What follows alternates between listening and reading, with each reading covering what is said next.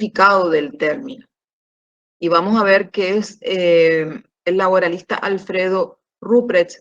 En términos simples, dice que para el desarrollo del proceso laboral es necesario el cumplimiento de un número de trámites. Su inobservancia puede invalidar determinada actuación y entonces es necesario que el juez intervenga para restablecer el orden alterado. Y ello se consigue con el instituto de la nulidad. ¿Qué pasa aquí? Nosotros tenemos un proceso. Dentro del proceso se pueden realizar actos procesales, digamos, actos que constituyen actos nulos, actos que pueden perjudicar a un principio muy importante y fundamental, que es el principio de la defensa en juicio. El juez debe velar por este principio, o sea, dentro del proceso es uno de los principios más observados por el juez, porque acarrear la indefensión de una de las partes podría provocar la nulidad de todo un procedimiento. Es decir, ustedes tienen que situarse en, digamos, pueden situarse en la piel de uno, digamos, de las partes. Y en el caso de que se produzca una indefensión, van a sentirse más agraviados que por el simple, incluso más agraviados que por el hecho mismo que haya iniciado, digamos, el procedimiento. O sea, la indefensión es un derecho violado. Por lo tanto, el juez no puede permitir la indefensión de ninguna de las dos partes dentro del proceso. ¿Cuál es el significado en el derecho procesal? O sea, en el diccionario de Víctor de Santo, se lee: la nulidad procesal es la privación de efectos imputada a los actos del proceso que adolecen de algún vicio en sus elementos esenciales y que por ello carecen de actitud para cumplir el fin a que se hayan destinado. Nosotros vamos a referirnos a una cédula de notificación. ¿Qué es la cédula de notificación? La cédula de notificación es el acto por el cual se le pone en comunicación a una de las partes un acto procesal. Ya puede constituir en una resolución, una providencia o una audiencia o, en fin, algo que se tenga que realizar o se haya resuelto dentro del proceso.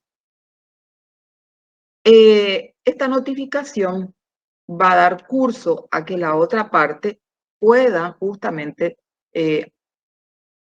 generar o realizar, defender su derecho, ¿verdad? Pueda generar su derecho. Entonces, aquí tenemos que el hecho de que no se realice una notificación por ser un acto viciado, por la nulidad de la misma cédula, entonces esto va a producir que la otra parte no tenga conocimiento de lo que ha resuelto el juez dentro del juicio. Por lo tanto, ese hecho no va a llegar a destino a la otra parte. Y va a producir entonces, ¿cuál es el principio que mencioné? Que es la indefensión dentro del proceso. Entonces, según el maestro Hugo Alsina, dice, la nulidad puede ser definida como la sanción por la cual la ley priva a un acto de sus efectos normales, cuando en su ejecución no se han guardado las formas prescritas en ella. Entonces, el acto sería, por ejemplo, en este caso, la notificación de las, vamos a poner de una resolución o vamos a poner de una audiencia, donde tiene que estar la parte. Y como la cédula no cumplió su efecto, ya podría ser por cualquier otra cuestión, por un motivo, digamos, no fue transcrito, no llegó al domicilio, en fin, puede ser por cualquier efecto, digamos, producida la nulidad de forma, puede ser la nulidad, o sea, que el efecto el defecto que tenga, digamos, la cédula notificación, puede ser entonces de forma. Entonces, esto produce una nulidad en el acto procesal. y, por supuesto, en todos los efectos que tenga que producir ese acto. La nulidad no solo puede declararse cuando se refiere a la forma, sino también cuando alguno de los elementos del acto estuvieran viciados, como por ejemplo la falta de competencia del órgano jurisdiccional o de la capacidad de las partes. Aquí habíamos dicho que si el juez no es competente, por tanto, él no puede realizar ningún acto dentro del proceso o dentro del juicio, ¿verdad? Porque al no declararse su competencia, estaría, digamos, violando eh, un requisito esencial, que es que el juez esté investido de esa actitud o esa posibilidad de generar o de entender en un juicio. Bueno, en materia procesal dice, rige la regla de que no siempre el vicio del acto conduce a su invalidez. Atiendan bien esto. O sea que no porque esté viciado el acto siempre va a ser inválido, o sea, va a carecer de validez el mismo, digamos, va a ser inválido, puede ser válido también el acto procesal. En tanto, se haya logrado la finalidad a la que estaba destinado. Si bien una cédula de notificación que está, por ejemplo, notificando justamente una audiencia para tal fecha, para tal día, entonces puede que tenga un domicilio errado que no sea el declarado dentro del expediente. Acuérdense que ustedes tienen que declarar ese domicilio tanto en el escrito de demanda como de contestación, el domicilio exacto, entonces todos los actos procesales, o sea que van a ser notificados en ese domicilio. Entonces, puede que esté inválido, que sea inválido el domicilio, pero la parte, o sea que lo que interesa acá es notificarla a la parte. Por lo tanto, si la parte se enteró o tuvo conocimiento del hecho y concurre a la audiencia, entonces ahí estamos diciendo que el acto es válido. O sea que aunque haya sido viciado, aunque no contenga el domicilio exacto, pero si se enteró, digamos, la parte a quien se le tenía que notificar, entonces el acto es válido. Esta afirmación de Aldo Bacre puede tomarse como fuente del artículo 208 último párrafo del Código Procesal del Trabajo, que dice, no procederá la declaración de nulidad en el caso de que el acto procesal, aun cuando fuese irregular, haya logrado el fin que estaba destinado. La doctrina distingue dos tipos de nulidades, los actos nulos y los de nulidad absoluta. En ello, el juez se limita a constatar la ausencia del elemento indispensable para la validez del acto. No puede convalidarse, y los actos anulables, la nulidad relativa, que reputan válidos hasta el día de la sentencia judicial que los anule, y son susceptibles de ser convalidados por las partes. Bueno.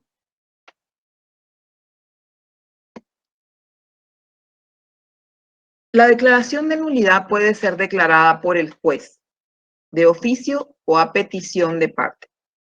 Dijimos que de oficio es cuando, entonces, un acto lo puede el mismo juez constatar y puede actuar, digamos, dentro del proceso como, digamos, no en reemplazo de las partes, pero sí subsanando o impulsando ciertas cuestiones porque nuestro juez, o sea que el juez laboral puede actuar de oficio. O a petición de parte. Siempre que es a petición de parte, que una de las partes lo solicite, que solicite la nulidad del acto.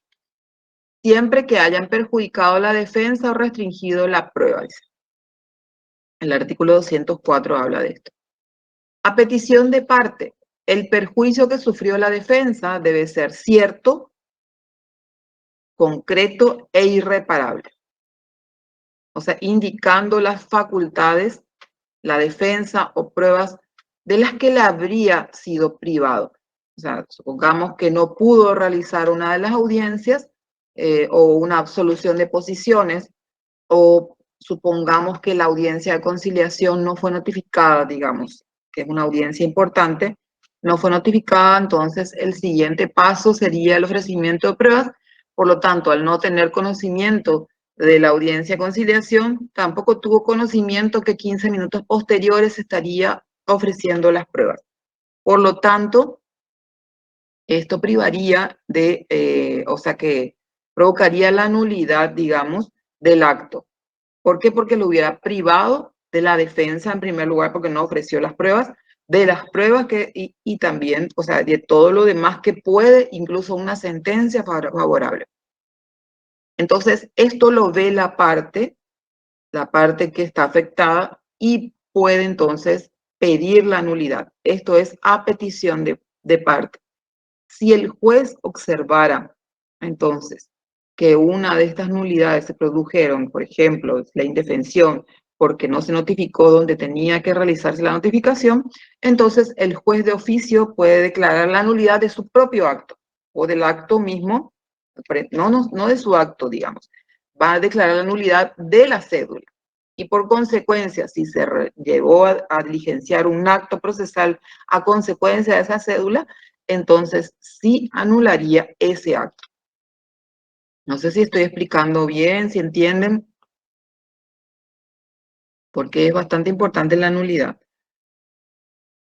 Bueno, entonces debe explicar con claridad el vicio del procedimiento, la inexistencia de culpa en el nulidicente, o sea, el que pide la nulidad no debe tener culpa dentro del acto viciado, y que no hubo convalidación de la actuación defectuosa, o sea que no admitió el hecho, no hubo un posterior acto de esta parte que pide la nulidad, consintiendo, digamos, ese acto viciado.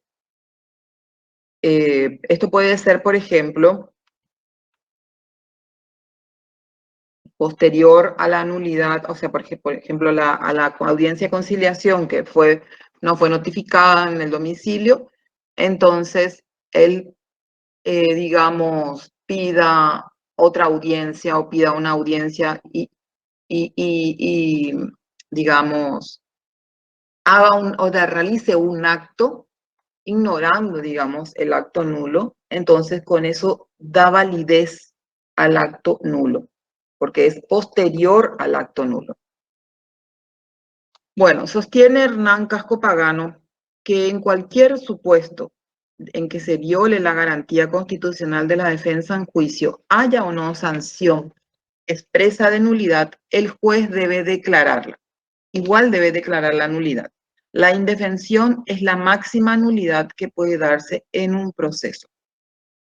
Debe memorarse el principio de convalidación que rige en materia de nulidades. La carga de la impugnación y pruebas está a cargo de la parte interesada de la declaración de la nulidad. Esto es sabido. O sea, que el que pide debe probar. El que pide una cosa debe probar el hecho. Entonces, acá está alegando, o el que alega una cuestión debe entonces probarla. En este caso está alegando la nulidad de un acto procesal, entonces debe probar esa nulidad que existe. Debe mejorarse el principio de convalidación que rige en materia de nulidades y la carga de la impugnación y pruebas está a cargo de la parte interesada en la declaración de nulidad y no puede ser ejercida cuando haya habido preclusión de la etapa correspondiente o renuncia al posible cuestionamiento. Esto es lo que dije. Si es que se pasa a la siguiente etapa sin que se haya cuestionado previamente la nulidad, entonces está consintiendo el hecho, está consintiendo el acto o la nulidad, entonces esa etapa está precluida. ¿Qué significa precluida? Que es una etapa ya, digamos, pasada, una etapa que ya está agotada. Entonces, por lo tanto, se entiende que el nulidicente o la persona a la cual afectada por la nulidad consiente el acto nulo. Dice nuestra ley en el artículo 207, las nulidades de procedimientos son relativas y quedan cubiertas por voluntad expresa o tácita de las partes. ¿Quiénes pueden promoverla? Conforme al texto de la ley, solo podrá promoverlas el Ministerio Público, puede, la Fiscalía, y la parte que no la haya causado ni consentido, expresa o tácitamente, pero que tenga interés legítimo. ¿Qué significa esto? Que las nulidades pueden promoverla quien no tuvo conocimiento del hecho que produjo la nulidad o quien no consintió esa nulidad, porque si es que a pesar de todo consciente, o sea que tiene conocimiento y consciente el acto, entonces posteriormente no puede pedir la nulidad, porque ya tuvo conocimiento del hecho y por supuesto todos los incidentes y los recursos van a ver ahora tienen su plazo, o sea, tienen plazos para ser promovidos. Entonces no pueden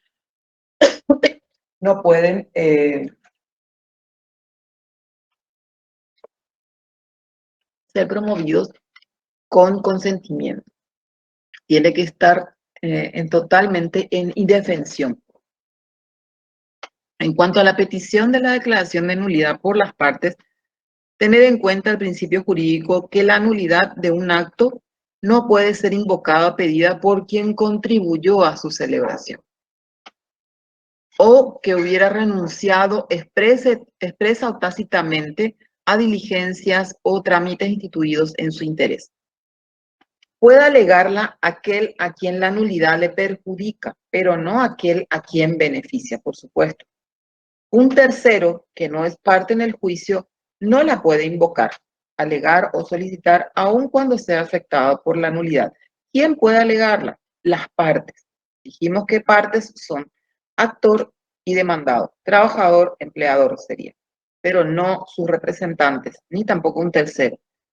Lo repito porque en el último examen vi que ponían trabajador, empleador y representantes. No, representantes no son partes en el proceso. Entonces, vuelvo a repetir, un tercero entonces no puede alegar, ni invocar, ni solicitar aunque sea afectado por la misma nulidad. Acuérdense el trámite del incidente. No sé si se acuerdan que el incidente mismo es de un acto, se pide entonces, o sea, que se debe hacer manifestar en un escrito, por ejemplo, la nulidad del acto. Se debe fundamentar y de ese incidente se corre, o sea, perdón, de ese escrito se corre traslado a la otra parte, tiene que tener conocimiento de ese acto, o sea, de ese escrito, la otra parte para que lo conteste dentro del plazo de 3 días. 3 días son los plazos para los incidentes. Puede abrirse a prueba y si no, en todo caso, se va a correr vista al fiscal y luego el juez resolverá por autointerlocutorio. Bueno, el incidente se sustanciará en el mismo juicio en que se hayan producido los vicios. O sea, el trámite del incidente se da dentro del mismo. O sea que, aunque continúa el proceso, pero el incidente debe plantearse en el momento en que tiene conocimiento del incidente dentro del plazo de las 48 horas de tener conocimiento, digamos, el acto. Puede, de repente, ahora que tenemos a través del sistema electrónico, el expediente electrónico, una vez que la resolución, la notificación o una audiencia o lo que sea, suba a la plataforma, digamos, entonces, a partir de la misma, al día siguiente o sea, a partir del día siguiente empieza a correr el plazo de 48 horas para que pueda plantear el incidente de nulidad. Dice, se le da trámite establecido para el recurso de reposición, que es el mismo trámite, pero en el recurso de reposición no se le corre vista al fiscal, solamente sea entre las partes. O sea, que presenta el escrito y se corre traslado y el juez resuelve. Salvo que deban ser diligenciadas algunas pruebas, en cuyo caso se fijará audiencia dentro de los 3 días de evacuado el traslado. O sea, si es que se corre traslado, entonces ahí el juez va a ver si existen hechos que probar. Entonces el juez fijará audiencia una vez resuelto, o sea, contestado. Entonces inmediatamente el juez debe por providencia fijar, entonces abrir el periodo probatorio y llamar a las partes para que presenten pruebas sobre los hechos controvertidos. Luego, dentro de los 3 días, fijará audiencia para que puedan evacuarse todas esas pruebas que están ofrecidas dentro del expediente. Pero solamente en el incidente. No se confundan. No son las mismas pruebas, o pueden ser también las mismas, pero tienen que ser pruebas específicas del incidente. O sea, no son las mismas pruebas que se usan para el proceso en sí, que se tramitan durante los 20 días. O sea, sí pueden consistir en las mismas pruebas, pero van a versar sobre el hecho que ocasionó la nulidad. Tiene que probarse la nulidad. Ahí no se está tratando de la relación laboral, no. Ahí lo que se tiene que probar es si se produjo o no esa nulidad. ¿Alguna pregunta? ¿Todo bien claro?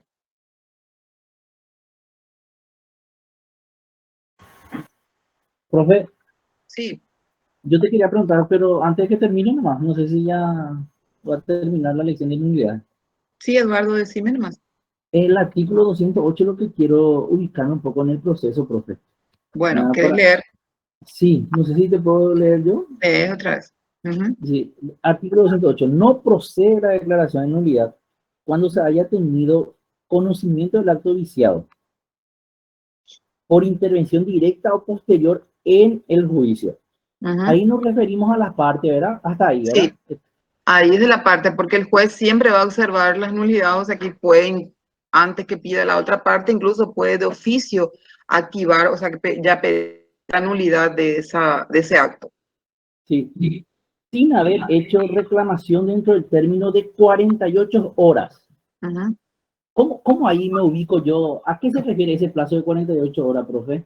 Y ese es el Un, plazo que vos tenés como para que vos, una vez que tengas conocimiento del acto, por ejemplo, después de una notificación que te está notificando una audiencia, vos tenés conocimiento de que esa notificación, supongamos que es una notificación por cédula, y sí, se notifica mal, con un domicilio errado, digamos. Entonces vos tenés, te llega hoy la cédula y vos tenés conocimiento del hecho hoy, ¿verdad? Y a partir de mañana te empieza a correr las 48 horas para que vos puedas presentar, o sea, que dentro de esas 48 horas, para que vos puedas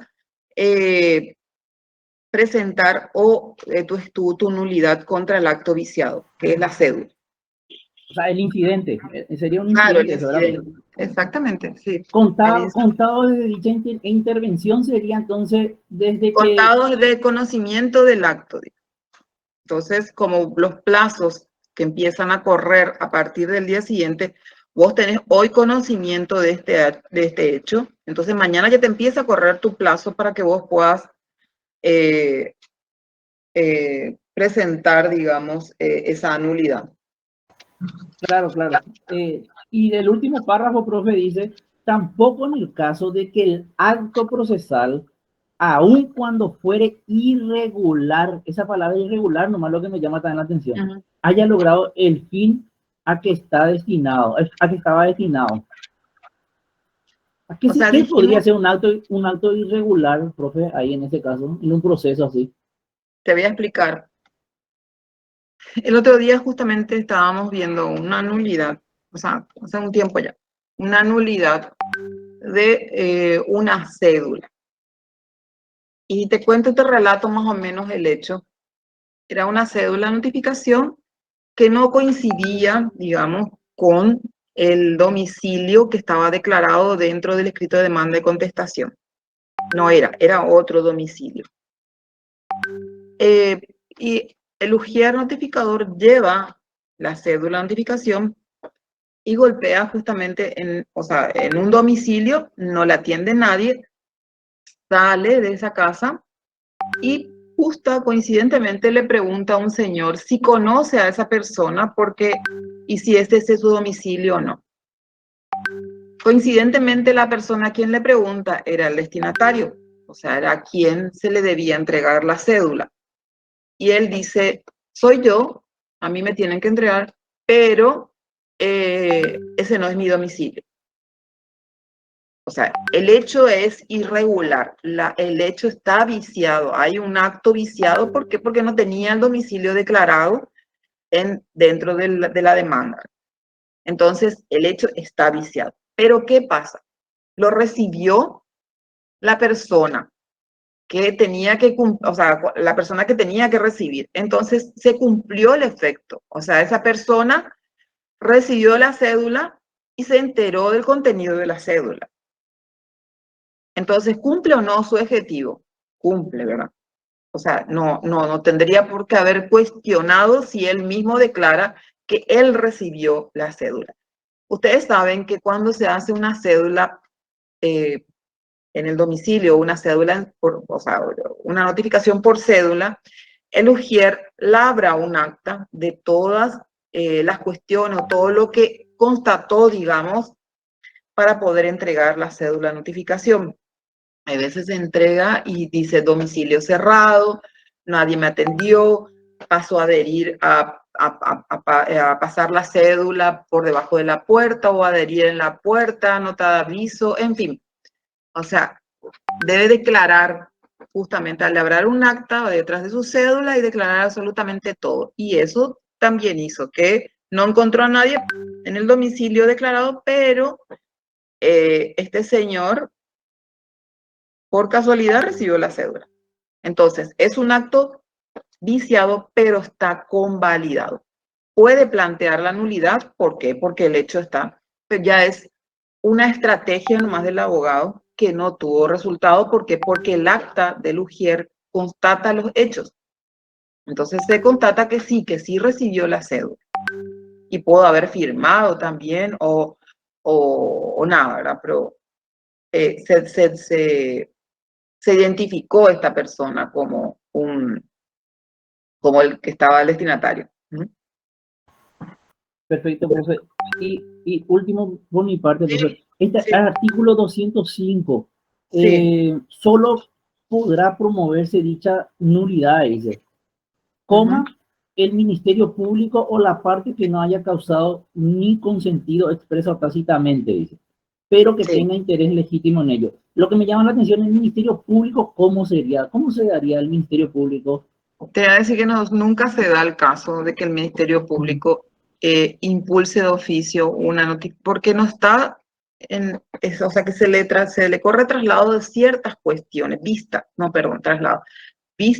de algunas cuestiones, pero no tiene el expediente. Ahora que es electrónico, puede también tener acceso al mismo, ¿verdad? Pero tiene que tener todos los datos del expediente para poder acceder al mismo, ¿verdad? Y tiene que tener el sistema Judisoft o el expediente electrónico, bueno, varias cosas, ¿verdad? Pero él no tiene el expediente en sí, no está controlando todos los actos procesales como debería ser, a diferencia quizás del fiscal penal. Pero el juez, o sea, eh, sí, está en el artículo que el Ministerio Público, y es una atribución que se le da al Ministerio Público. Pero ¿quién es el que puede observar esta irregularidad? Es el mismo juez. Entonces, el juez puede, no, esto está mal, y es inmediatamente declarar la nulidad. El juez no tiene ese plazo de 48 horas, ¿verdad? Pero inmediatamente, o sea, sí tiene, digamos, sí tiene y debe hacerlo inmediatamente después de realizada la actuación. Tiene el plazo de 3 días también, o sea, 48 horas, perdón. Entonces, puede declarar la nulidad del acto viciado. Ya, justamente, profe. Entonces, el Ministerio Público, en el caso que intervenga, no forma parte ni la defensa ni la parte demandada. O sea, es neutral. ¿Cómo sería el Ministerio Público? ¿Qué función cumple ahí? ¿Observador? No sé. No, o sea, se corre vista para que él entienda si, por ejemplo, este incidente o un incidente que se produzca o la excepción misma, donde se le corre traslado a la otra parte, se contesta y se tienen ya, digamos, dos partes presentadas, tanto la excepción como la parte contestada, la que contesta. Entonces, el juez quiere, digamos, una tercera opinión. Y de esa excepción, por ejemplo, se le corre traslado al agente, o sea, vista, porque le digo traslado. Se le corre vista al agente fiscal para que éste pueda dictaminar si a criterio de él puede abrirse a prueba o a criterio de él puede incluso rechazarse la excepción. O sea, es simplemente una vista. Él puede ser vinculante o no. El juez puede ver si es que realmente hace un buen dictamen en lo laboral. Por ejemplo, hay unos cuantos, hay 2 o 3 fiscales nomás tenemos en lo laboral, 2 parece que son. Y estos fiscales dictaminan y dan una conclusión y el juez puede entonces entender que está bien lo que dice. Incluso si piden, o sea, si el fiscal sugiere, digamos, que se abra a prueba, el juez entonces también puede sugerir que se abra a prueba. ¿Por qué? Porque esto le va a dar lugar a una amplitud, a la defensa y una amplitud al momento de resolver para el juez. Sí, Gustavo, te escucho. ¿Qué tal, doctora? ¿Cómo estás? Tengo ¿Qué una tal? consulta. Un dictamen de la fiscalía. Yo como parte puedo impugnar. Y se suelen impugnar, pero por eso te digo, el dictamen del fiscal en muchos casos no es vinculante, no lo dice el código, no lo dice el código, simplemente dice que se correrá vista al fiscal para que dictamine sobre la cuestión. Y el juez puede entender, o sea, puede apartarse incluso de ese dictamen. Puede que él sugiera que se abra prueba y nada que ver, entonces directamente, como es un hecho que no tiene muchas complicaciones, directamente el juez resuelve. Y podría impugnarse, se impugna luego, o sea que, pero de ahí no pasa, de esa impugnación. Al fin y al cabo, el juez va a resolver como él crea que está bien. O sea, se tiene en cuenta porque hay veces da a luz, de repente, el dictamen fiscal puede interpretarlo de una manera que no lo está viendo el juez y ayuda de repente a verlo de otra forma. Entonces, el juez acepta, digamos, el dictamen fiscal. Pero se puede impugnar. Gracias, doctora. De nada. Bueno.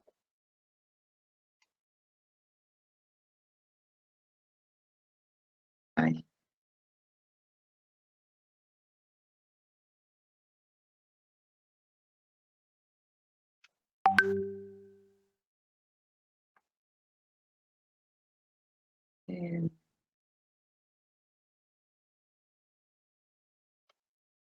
No sé qué hice. Bueno.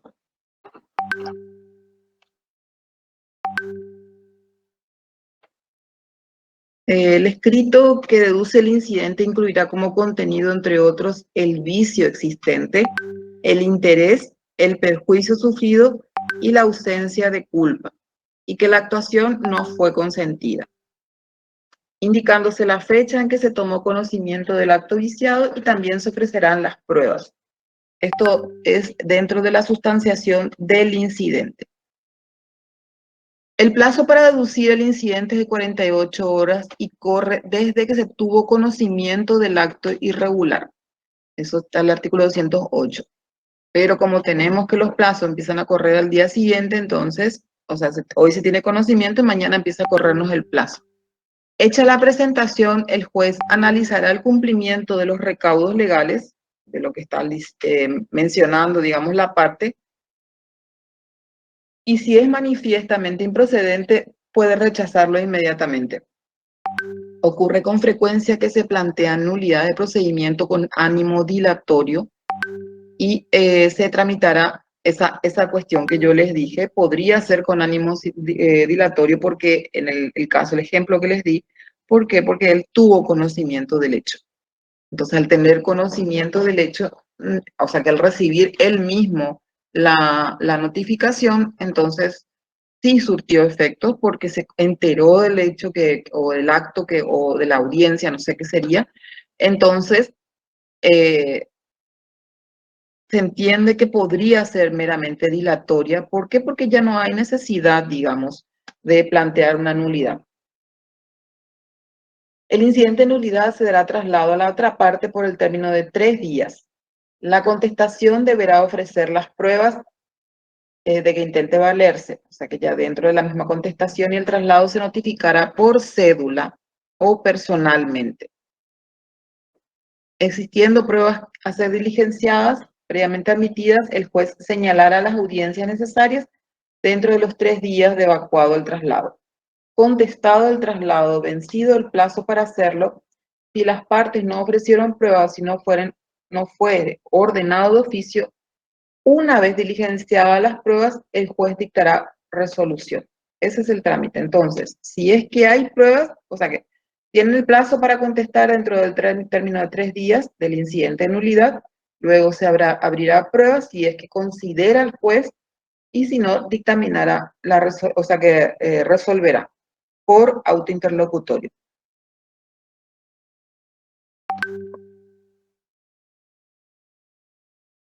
El autointerlocutorio que resuelve la nulidad es apelable en el momento en que dentro de los 3 días de dictada la resolución. O sea, el plazo de 3 días es para la apelación en todos los casos, no hay distinción.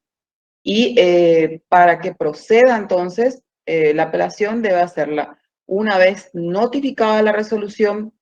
Y generalmente todas las resoluciones, o sea, a no ser que el juez disponga lo contrario, las resoluciones se notifican por automática, pero eso es antes, ¿verdad? Pero ahora una vez que se instalen en la plataforma, que tenga conocimiento, que ambas, una vez que esté en la misma en la plataforma, ya automáticamente se notifican ambas partes.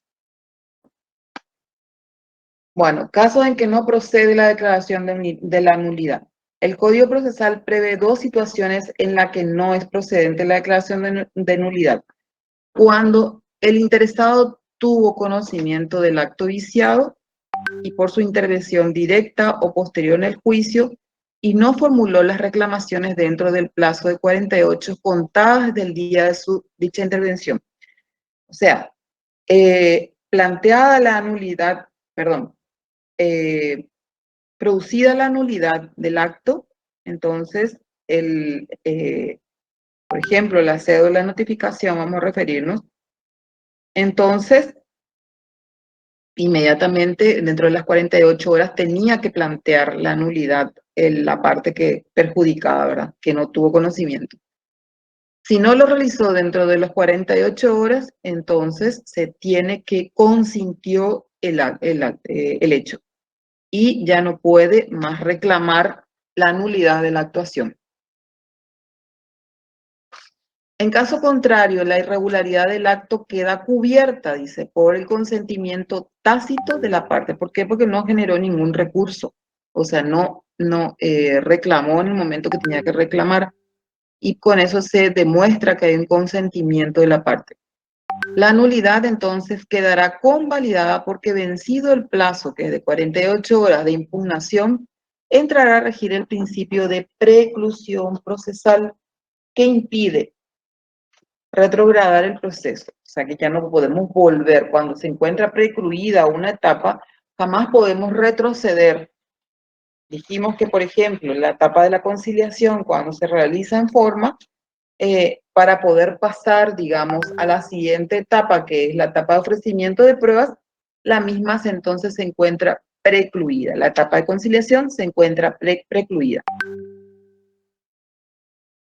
Dice, y cuando fuera irregular el acto, haya cumplido su finalidad, eso también. Si cumplió su finalidad, aunque haya sido irregular, entonces tenemos que el acto ya fue cumplido.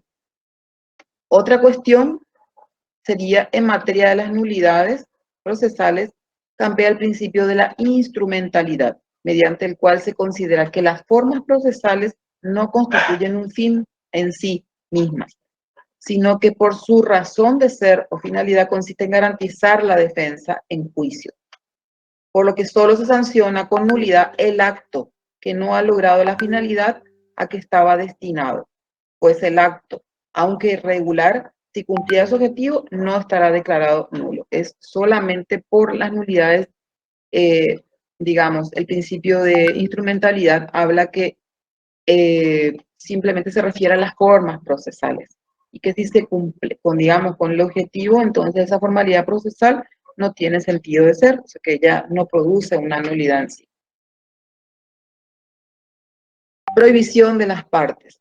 No podrá promover el incidente de nulidad aquel que haya producido la nulidad, pues no puede ampararse en la nulidad quien ha contribuido en el acto nulo. O sea, un acto, digamos, nulo, que podría ser una audiencia de conciliación, donde la parte estaba notificada, pero no así la otra, puede ser entonces, igual se realizó la conciliación y posteriormente el ofrecimiento de pruebas. Entonces, dijimos que como fase obligatoria la conciliación debe estar cumplida, deben estar notificadas las partes, y si una de las partes no menciona, digamos, que el acto de que la audiencia de conciliación faltaba una de las notificaciones e igualmente siguió en la siguiente etapa, entonces tiene conocimiento, está contribuyendo al acto nulo. Entonces, por lo tanto, esa parte no puede pedir, digamos, la nulidad. Dice, nadie puede alegar su propia torpeza. Tampoco puede alegar la nulidad de aquel que ha renunciado expresa o tácitamente a las diligencias o trámites instituidos en su interés. Eso sería que dentro del plazo de las 48 horas no ha planteado la nulidad contra el acto viciado. Las consecuencias de la nulidad declarada. Si el incidente de nulidad es rechazado, todas las impugnaciones quedan precluidas. O sea que no hay más nada que resolver, a no ser que, bueno, no vamos a hablar de una apelación, pero sí vamos a ver que si es rechazado esa nulidad, entonces no podemos hacer más nada. Está precluida esa etapa, y si la resolución que dispuso queda firme, ¿cuándo quedaría firme? Cuando es resuelta, por ejemplo, en primera instancia y no es apelada, o cuando la apelación reconfirma la resolución. Entonces, la nulidad del rechazo la resolución que resuelve el rechazo de la nulidad, entonces queda firme y es una etapa precluida. En cambio, si el incidente prospera, dice, proyecta sus efectos hacia los demás actos del proceso según sea. O sea, si es que entonces el juez resuelve hacer lugar a la nulidad, dos casos sucederían. Primero, que todos los actos anteriores o independientes al acto nulo no son afectados, o sea que no quedan afectados para nada con la declaración de nulidad. En primer lugar, resulta lógico que la nulidad de un acto no alcance los actos procesales anteriores al mismo. Nosotros tenemos que, por ejemplo, la nulidad de la audiencia de conciliación o sea que existe se haya declarado, por ejemplo, nula la audiencia de conciliación. ¿Cuál es el acto anterior? Puede ser la contestación de la demanda o puede incluso ser una resolución que resolvió una excepción. Entonces, en ese caso, no va a afectar lo que pasó antes, digamos, del acto viciado, que sería, por ejemplo, la audiencia de conciliación. Entonces, lo que tenemos que ver es desde el acto viciado. Acá dijimos que es la audiencia de conciliación. No hablamos de una cédula de notificación, porque si es que la cédula es la que está viciada, entonces el acto viciado sería la cédula y no la notificación, la audiencia de conciliación. O sea, lo que nosotros estamos diciendo, ¿cuál es el acto que produjo la irregularidad. ¿Cuál es el acto nulo? Entonces, si decimos que es la cédula de notificación de la audiencia de conciliación, entonces, a partir de ahí tendríamos que ver cuáles son las consecuencias que produciría. Pero lo anterior a la cédula no sería nulo, o sea que es independiente. Entonces, en primer lugar, resulta lógico que la nulidad de un acto no alcance a los actos procesales anteriores del mismo, artículo 210. Pero de igual modo a los que son independientes del anulado en razón de no ser consecuencia de él y tener existencia propia. Ejemplo, la nulidad de la audiencia de prueba testifical no afecta a las demás pruebas, o sea que es independiente ella sola, entonces sería el acto nulo o su notificación. Pero ahí tendríamos que definir qué es lo que sería nulo, si es la notificación o la audiencia testifical. Ahora, los actos posteriores al acto nulo, que son consecuencia del mismo, no independiente, quedan afectados por la invalidez del mismo. Si el domicilio asignado al demandado, dice, por el actor fuese falso, probado por hechos, anulará todo lo actuado a costa del demandante. Esto significa que si tenemos una cédula de notificación que no es válida, entonces los actos posteriores, por ejemplo, puede ser una absolución de posiciones, por supuesto, la cédula va a ser nula y la audiencia, que si es que se realizó la audiencia de absolución de posiciones, también sería nula. Bueno, entonces, la consecuencia de la nulidad declarada, por último, el mismo acto irregular posibilita la declaración de una nulidad parcial cuando tiene actos independientes. Así, la nulidad de la citación a una de las partes no afecta a las demás. En conclusión, el principal efecto de la nulidad es privar al acto de su eficacia jurídica y en consecuencia se tiene al acto como no realizado. O sea, ustedes no pueden referirse ya a un acto que fue declarado nulo. O sea, no existe. Aunque haya constancia de que se realizó, por ejemplo, un ofrecimiento de pruebas, si ese acto es nulo, declarado nulo, entonces nadie puede referirse más a ese acto porque es, aunque esté en el expediente, pero hay una resolución que lo declara nulo, por lo tanto es inexistente. Entonces, retrotrayéndose, el procedimiento en principio con anterioridad al acto viciado al que debe repetirse. Tampoco pueden tener validez los actos posteriores que en él se fundan. Las excepciones están dadas por los actos independientes del irregular que serán separados. La jurisprudencia ha señalado que la decisión sobre la nulidad de un acto procesal importa una constatación declarativa, o sea que debe declararse nulo.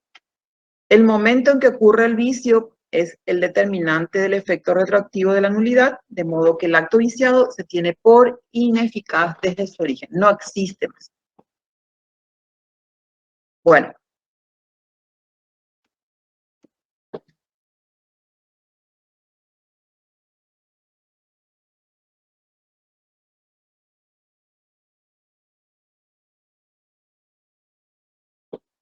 Ya estamos en compañía de la doctora Janina. Yo les voy a dejar con ella para que desarrollen unas cuantas lecciones. Y bueno, creo que no hay dudas, por eso no preguntaron nada. Hoy es la última clase, como les había dicho. Yo tengo una pregunta. Sí, te escucho, María. ¿Desde dónde hasta dónde va a ser para el segundo parcial? Eso voy a determinar ahora, pero estudien todo. Voy a terminar, voy a decirle a los delegados, pero es hasta la elección que desarrolle la doctora Garay. Y van a dar puntos importantes, aparte de toda la lección. ¿Cómo? Como lo anterior, vas a dar puntos importantes, pregunto, para resaltar más en lo que estudiemos de todas las lecciones. Y ustedes saben, o sea, que yo iba diciendo en las clases lo que es importante. Las nulidades son importantes, o sea, quién puede pedirla, quién, si consiente la nulidad, el artículo, por ejemplo, 208, 205, quién consiente la nulidad, quién si de oficio, de parte, en fin. Pero acuérdense que van a ser más casos, o sea, que casuísticas, por eso tienen que saber bastante y del código, estudien, porque si bien va a ser virtual, pero hay notas muy bajas. Bueno, quería referirme también al tema del trabajo práctico y les comento que el trabajo práctico, porque ya no podemos tener una tercera clase, ya tienen examen a pedido de los profesores, a pedido de los alumnos, de los delegados, no vamos a poder tener una tercera clase. Espero que les haya servido estas 2 clases presenciales para poder desenvolverse en un proceso, para poder saber cómo va a ser un proceso. Y lo que sí que voy a tener en cuenta todos los trabajos prácticos para los que nos expusieron. Profe, ¿y cómo quedaría la gente que no... Ainara soy. Buenas tardes. ¿Cómo quedaría la gente que no expuso, profe? Y voy a tenerlas en cuenta porque estuvieron presentes. Voy a ver la lista de mis... de la lista de asistencia exactamente. Además, lo que me di cuenta es que todos tenían conocimiento en sus trabajos, en sus exposiciones. Todos estaban preparados para defender y, o sea, entonces creo que se prepararon, hicieron juntos el trabajo. Hoy justamente me visitó un alumno y le pregunté que estaba justificando su inasistencia y le pregunté si él tenía que ir. Me dijo, todos trabajamos juntos, hicimos la demanda, la contestación, y si es así, entonces van a tener todos la calificación que corresponde. Dale, profesor. Y son 8 puntos y 2 puntos tenemos de extensión universitaria, que habíamos acordado eso con, sí. Sí, profe, súper. Bueno, yo les dejo entonces con una excelente profesora, con la doctora Yanina Garay, que les va a ayudar muchísimo también en las clases. Y prepárense, el 29 es nuestro examen. Bueno, gracias por todo, doctora. Muchas gracias, doctora. Gracias, doctora. Una cuestión. La clase de recuperatorio, eso ya verían con los delegados. Profe, ¿el examen va a ser presencial o...? No, virtual, pero el final va a ser presencial. Ah, bueno, ok. Bueno, Gracias, bueno, buenas noches. Buenas noches, profe. Buenas noches, profe. Buenas noches, gracias.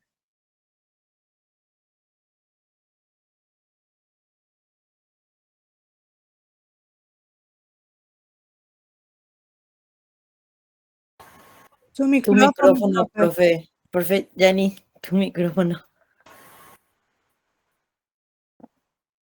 Todavía sigue desactivado. Ahí. Está. Bueno, muy buenas noches. Vamos a continuar la clase.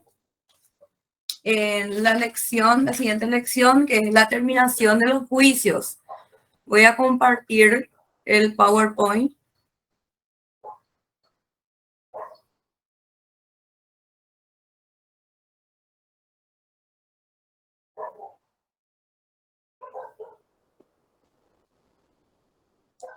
Un momentito.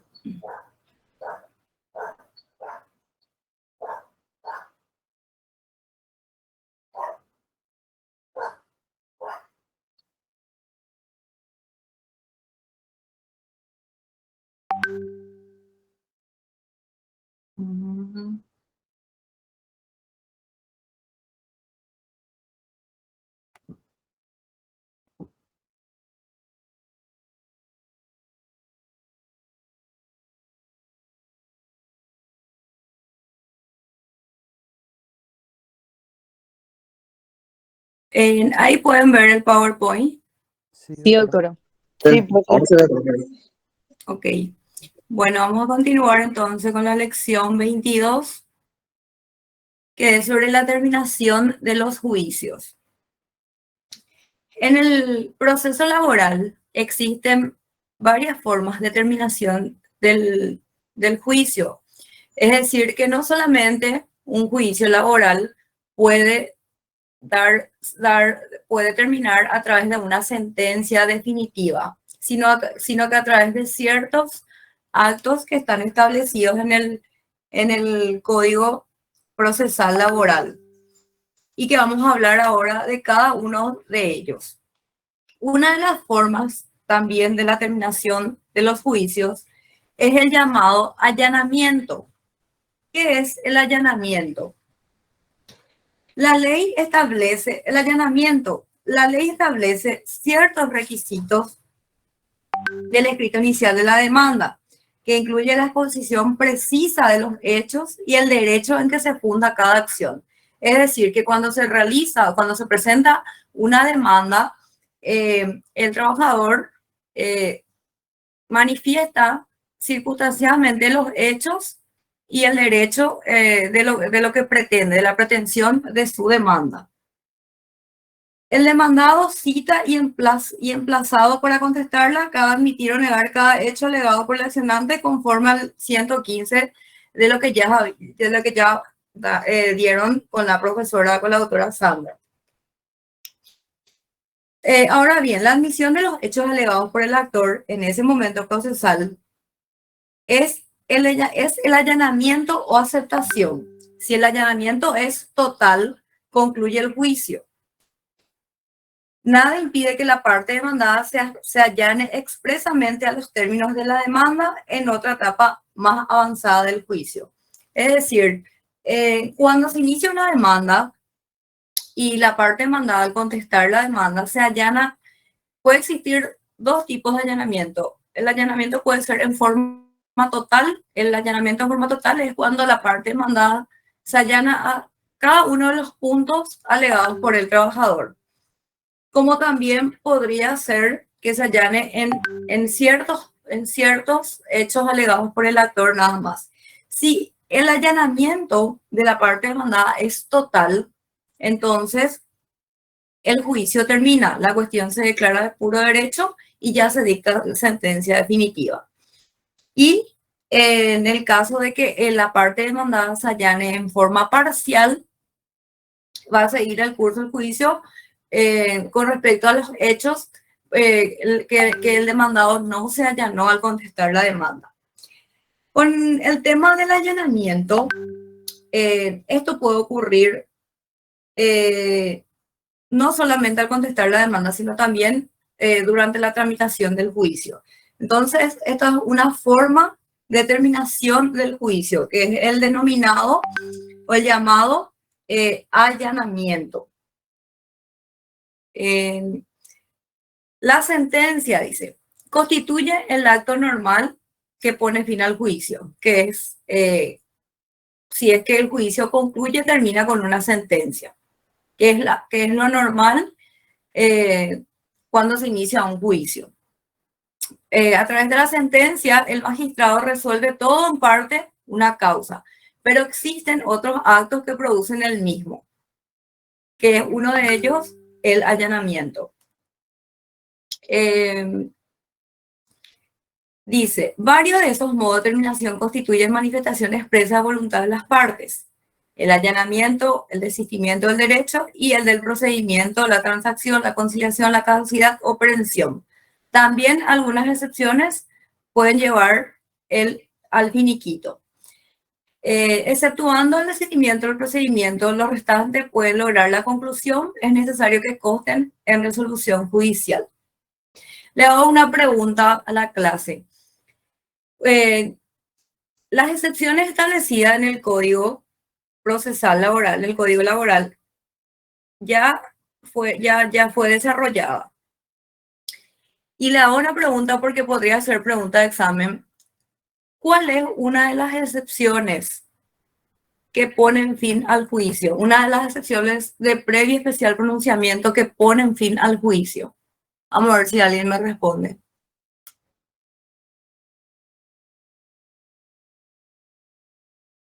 La cosa juzgada, permiso. Exactamente, sí. Sí, así mismo. Una de las excepciones de previo y especial pronunciamiento que pone fin al juicio es la cosa juzgada. Muy bien. Bueno, entonces, vamos a pasar al siguiente punto. Bueno, entonces uno de los de las excepciones que pone fin al juicio es la cosa juzgada. Bueno, pasamos ahora al siguiente acto jurídico que mediante el cual también se puede poner fin al juicio, a un proceso laboral, y es la transacción.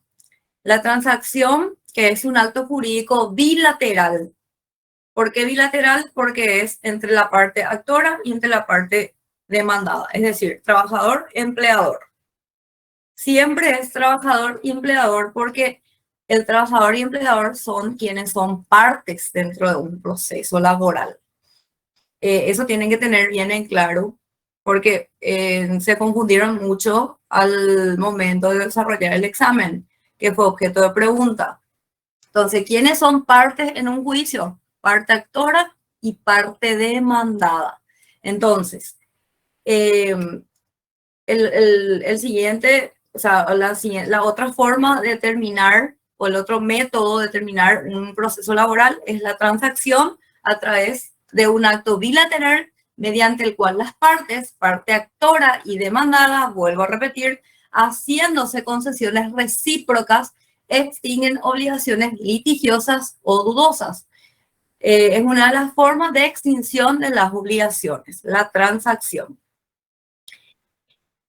Para ser válida una transacción, es necesario que esté documentada, es decir, que el documento a través del cual las partes llegaron a un acuerdo bilateral, porque es de a dos, debe ser presentada ante el juez de la causa para su estudio y homologación.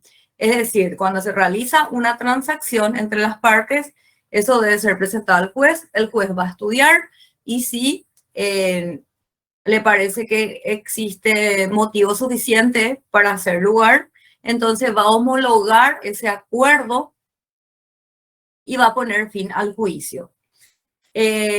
La transacción también está establecido como una de las excepciones admisibles. Es decir, está establecido como una excepción de previo especial pronunciamiento y también está establecido como una forma de terminación del juicio en cualquier etapa del proceso laboral, para que sepan diferenciar estas situaciones. Tienen el mismo efecto jurídico, pero se puede plantear como una excepción de previo especial pronunciamiento y también se puede solicitar al juez en cualquier etapa del proceso laboral. O sea, no solamente es admisible y procedente como una excepción de previo especial pronunciamiento, sino también es admisible en cualquier etapa del proceso. Bueno, el siguiente modo de terminación de la relación laboral es la conciliación. La conciliación, que es una fase obligatoria del juicio ordinario, tiene un procedimiento que es fijación de una o más audiencias, notificación en tiempo y forma, desarrollo de cada audiencia, resumido en acta. Como modo de terminación de la demanda consiste en el acuerdo documentado de las partes para evitar la discusión de la causa. Este es en el caso, la conciliación podría darse en el caso de que, ¿se acuerdan que la fase obligatoria, que es la conciliación, donde se inicia prácticamente el juicio, el proceso laboral, que es la fase obligatoria de la conciliación, podría darse que las partes lleguen a un acuerdo conciliatorio? Entonces, en el caso de que lleguen a un acuerdo, se realiza el acta y el juez dicta una resolución y se pone fin al juicio. Como modo, el contenido no debe lesionar normas de orden público laboral. El acta de acuerdo es un título ejecutivo. La conciliación también puede ser propuesta o aceptada en cualquier etapa del juicio. ¿Qué quiere decir que el contenido no debe lesionar normas de orden público? Porque puede darse el caso de que al momento que las partes lleguen a un acuerdo conciliatorio, el juez se puede dar cuenta o puede observar de que existen ciertas cláusulas que están lesionando los derechos del trabajador, derechos que son irrenunciables. Entonces el juez, en ese caso, podría no hacer lugar a ese acuerdo y ordenar de que el juicio prosiga el trámite normal. Por eso dice que el contenido no debe lesionar normas de orden público. Entonces, eso deben de tener también en cuenta, porque no por el hecho de que las partes lleguen a un acuerdo, el juez va a dictar una resolución poniendo fin al juicio, no. Primeramente va a analizar si la conciliación está en orden, o sea, que no lesione o que no viole los derechos del trabajador.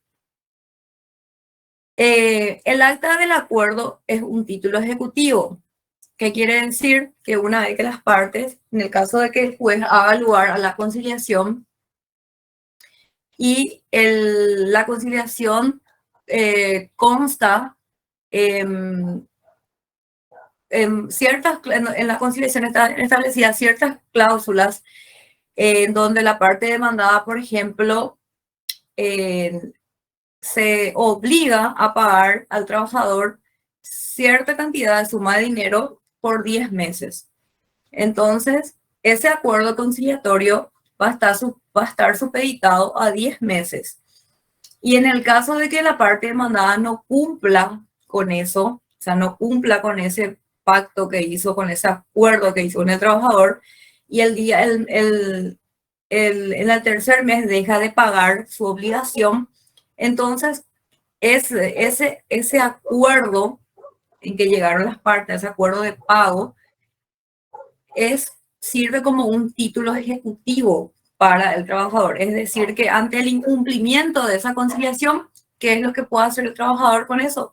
Puede ejecutar. O sea que ese acuerdo de conciliación es como una sentencia definitiva. Y en el caso de incumplimiento, el trabajador simplemente lo que va a hacer es ya ejecutar, hacer una ejecución de sentencia en el caso de incumplimiento. Bueno, la conciliación también puede ser propuesta, aceptada en cualquier etapa del juicio.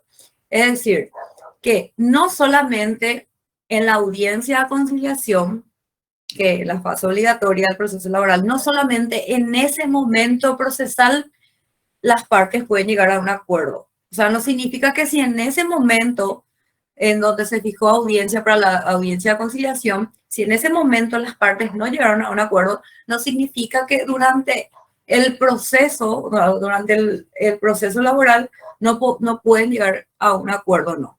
Si en ese momento no llegaron a un acuerdo y luego deciden llegar a un acuerdo, antes de que se llame auto para sentencia, lo pueden hacer. O sea, no hay una prohibición para que las partes lleguen a un acuerdo conciliatorio en cualquier etapa del proceso.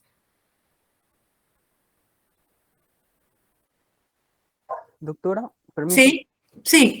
¿Cuál es la diferencia entre transacción y conciliación? Tengo entendido que la transacción, ambas partes renuncian a algo, pero ¿cuál sería la diferencia entre esas dos figuras?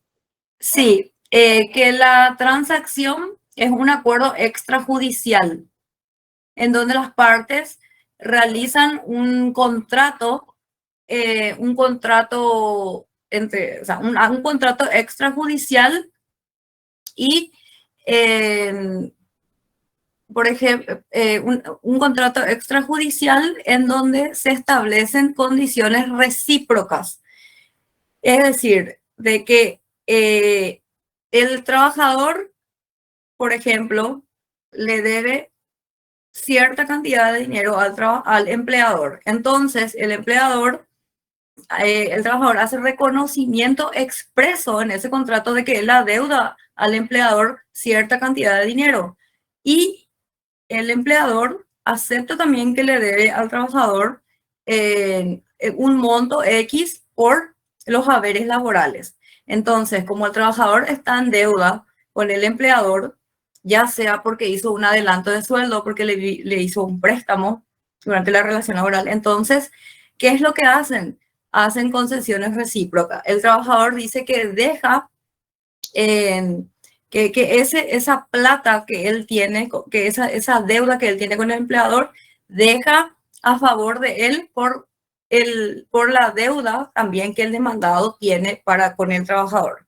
Entonces, eso se hace en un contrato privado extrajudicial y para que sea válido, eso se presenta en el juzgado laboral para que el juez analice y si considera que no se viola ningún derecho de orden público, entonces homologa y pone fin al juicio. Y la conciliación se realiza durante el proceso laboral ante el juez, en donde las partes manifiestan al juez que van a llegar a un acuerdo conciliatorio, por tanto, o sea, por la cantidad de cierta suma de dinero. Esa es la diferencia que existe entre transacción y conciliación. Tenía entendido que, bueno, no sé si está bien este ejemplo que escuché. Decía que el trabajador, por ejemplo, demandaba 50 millones, pero el empleador no quería pagarle nada. Y entonces llegaron a un acuerdo, vamos a decir, la transacción, ¿verdad? Y al final pagaba 25 millones. No sé si era un ejemplo de transacción ese también o no. No, en realidad No. ahí va a ser una conciliación. Conciliación. Porque la transacción, como te dije, es un acuerdo extrajudicial. Y si Entiendo. una vez que se inicia ya un juicio laboral y las partes llegan a un acuerdo, una vez que ya se inició el juicio laboral, vendría a ser una conciliación. Gracias, doctora. Profe, o sea que sería el acuerdo extrajudicial ante un juez de paz y el otro sigue siendo enfrente ante el juez lo laboral. Sí, O sea, podría la ser. conciliación. En realidad, no es necesario que sea ante un juez de paz. Puede ser un contrato entre las partes nomás o también ante una escribana pública, por ejemplo, pero para que esa transacción, para que ese acuerdo, ese acto jurídico que realizaron extrajudicial, para que pueda ser válido, tiene que ser presentado ante el juez donde está iniciado el juicio laboral para que el juez homologue ese acuerdo. Sin embargo, la conciliación es ofrecida en frente al juez, en una audiencia en donde el juez está presente y escucha a la parte actora y la parte trabajadora del acuerdo, el acuerdo al que han llegado las partes. Sin embargo, la transacción ya es un documento en donde está establecido por el cual se realizó antes de iniciar el juicio. Y no es necesario, se podría ser ante un juez de paz o ante un escribano público o simplemente un contrato privado que realizaron las partes. O sea, no es necesario formalidades o solemnidades para la transacción. Pero para que eso tenga validez, sí, el juez debe aceptar y dictar una resolución homologando esa transacción. Ok, profe, gracias. Profe, a ver. Sí. Entonces, ¿significa que la transacción no se puede dar durante un juicio? ¿No se puede llevar a cabo una transacción? Sí, se puede llevar a cabo, pero para que la transacción, para que pueda ser denominado transacción, necesariamente tiene que ser un documento que se realizó extrajudicialmente, porque o si no, la denominación va a ser conciliación. Sí, justamente a eso me refiero, porque, o sea, vos, o sea, las partes están en juicio, se van en una escribanía, firman un acuerdo, te doy tantos millones, como dice Cristian, te doy 25 millones y solucionamos esto, homologamos esto y vamos y le presentamos al juez. Sí, ahí sí sería una transacción. Ah, ya. Ah, bueno, pues eso no me quería saber. Porque va a tener la denominación. Cuando me decís antes, pues digo, ay, pues, te dije, ¿verdad? O sea, porque si es antes nomás, entonces no se va a dar lo casi, ¿verdad? Y tampoco se configuraría la conciliación, a mi entender, ¿verdad? Por el tema de que... En realidad, te di un ejemplo en el sentido de que podría darse el caso de que el trabajador, antes de terminar la relación laboral, tenía una deuda con el demandado, porque generalmente los trabajadores piden adelanto el salario o hacen préstamos y entonces la deuda del trabajador ya estaba antes, la deuda del trabajador ya estaba antes de la deuda de la parte demandada, o sea, antes de ser despedido. Entonces, te di nomás un ejemplo, pero sí, la transacción, para que pueda ser denominado transacción, el acuerdo debe ser realizado extrajudicialmente. Y sí, podría ser realizado durante el proceso laboral. Me expresé mal, lo más seguro, cuando dije que tiene que ser antes. Perfecto, O sea, podría ser antes, durante el proceso, pero necesariamente tiene que ser extrajudicialmente. Y luego presentar ese documento ante el juez de la causa. Gracias, profe. Perfecto. Bueno, entonces la otra forma, el otro método de la terminación de la relación laboral sería el desistimiento del actor del juicio o la instancia. El desistimiento del actor consiste en la renuncia a procedimientos ya realizados. La manifestación expresa de no continuar el mismo, pero reservándose el derecho a renovar la demanda en otro juicio. Para desistir de la instancia, como no importa la renuncia al derecho, no se requiere de facultad especial, siendo suficiente el poder con que se ha iniciado la demanda. Esto es otro modo de terminación del juicio, que es el desistimiento del actor, que también se puede dar lugar en cualquier etapa del proceso. Es decir, que el trabajador o el actor presenta un escrito en donde el mismo solicita la renuncia de su demanda. Entonces, esto también es otra forma de terminación del juicio.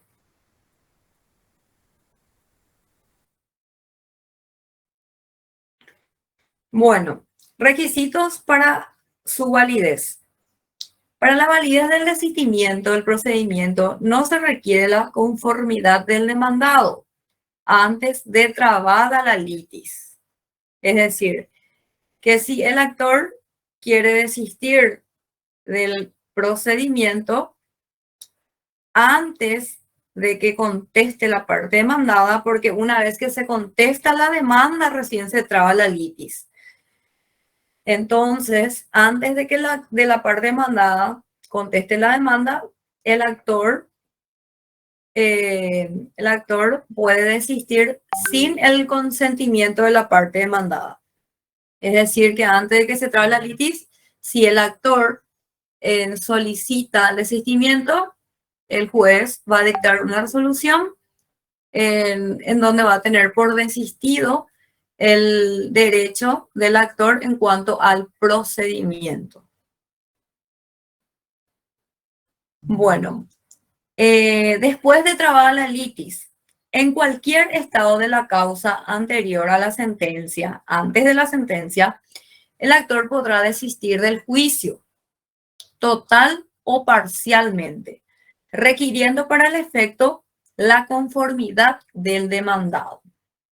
En este caso, después de trabar la litis, sí, se le tendrá que correr traslado a la parte demandada a los efectos de saber si el mismo presta su conformidad o no.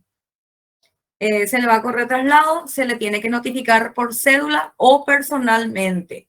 Bajo percibimiento expreso de tenerlo por conforme si guarda silencio. Es decir, de que si no contesta el traslado que le fuera corrido, se le va a tener como que acepta el desistimiento solicitado por el actor.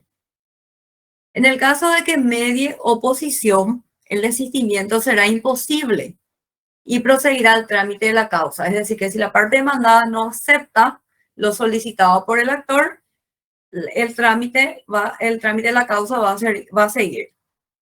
Esto está establecido en el artículo 213 del Código Procesal del Trabajo. Bueno, luego dice, es lógico que si el demandado ya conoce los términos de la demanda, siendo parte del proceso, tenga interés en continuar el pleito hasta la sentencia definitiva. Que de ser favorable a sus intereses podrá hacer valer si fuera necesario como cosa juzgada. Bueno, en el caso de que si el demandado obviamente se da cuenta que él va a ganar el juicio, obviamente no va a aceptar lo solicitado por la parte actora de tener por desistido el procedimiento laboral.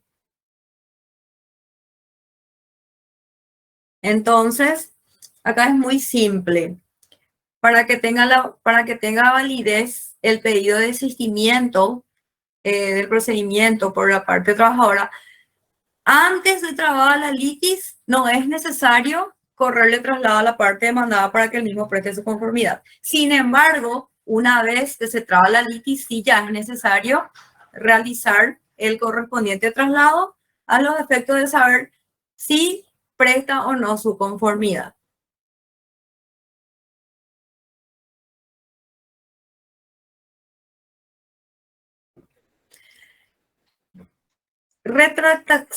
Retractación concepto. La retractación es el desistimiento de la instancia. Puede ser retractado mientras no haya sido aceptado por el demandado, pero no tendrá lugar si el desistimiento ya fue admitido por el juez. La retractación consiste en el hecho de borrar o desdecir un acto que se había cumplido voluntariamente con el fin de destruir sus efectos jurídicos.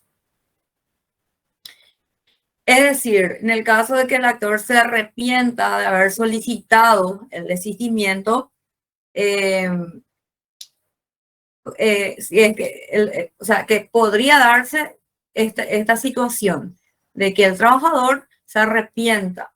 Sin embargo, esto solamente se va a poder hacer lugar, o sea, el efecto de la retractación va a tener lugar siempre que no haya sido aceptado por el demandado. En el caso de que el demandado haya aceptado, entonces ya no podrá tener lugar el desistimiento si es que ya fue admitido por el juez.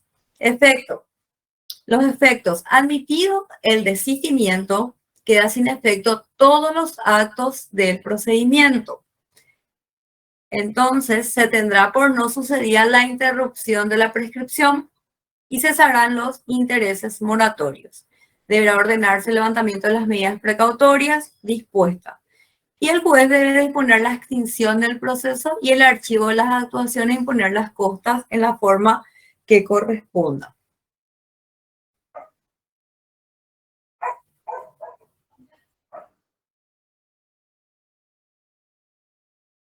Costas del juicio. El desistimiento de la instancia impone al actor la obligación de abonar todas las costas del juicio por reconocer que ha litigado sin razón. El demandado no tiene por qué sufrir las consecuencias del error. Se han establecido, sin embargo, una excepción para los casos en que se considere justificado el desistimiento. Por ejemplo, cuando con posterioridad a la iniciación del juicio cambió la jurisprudencia respecto a la cuestión litigiosa. Bueno, entonces en el caso de que, en caso del que el trabajador solicite el desistimiento en la instancia, se le va a imponer las costas. Luego, en el siguiente punto, vamos a hablar sobre las costas, para no adelantarlo a esa lección. Bueno, desistimiento del actor. Derecho por el actor. El desistimiento del derecho implica renuncia a una pretensión jurídica.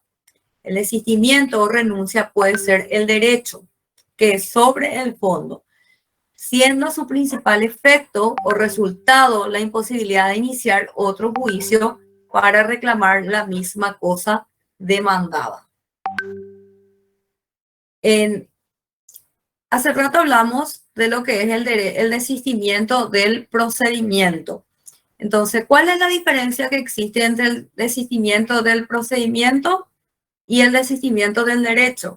En el desistimiento del proceso, el trabajador va a desistir del proceso, pero eso no implica que él pueda volver a iniciar una nueva demanda.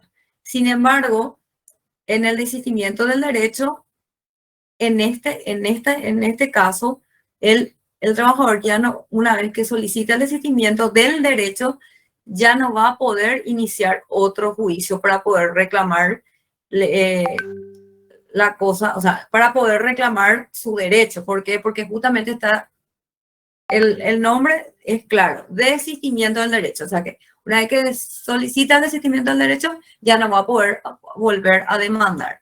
Sin embargo, si solicita desistimiento del procedimiento, sí va a poder volver a demandar. O sea, esas dos diferencias tienen que tener muy bien en cuenta porque va a ser probablemente pregunta de examen para que no se confunda. Desistimiento del proceso, se puede volver a iniciar una nueva demanda. Desistimiento del derecho, ya no puede volver a iniciar otro juicio o otra demanda.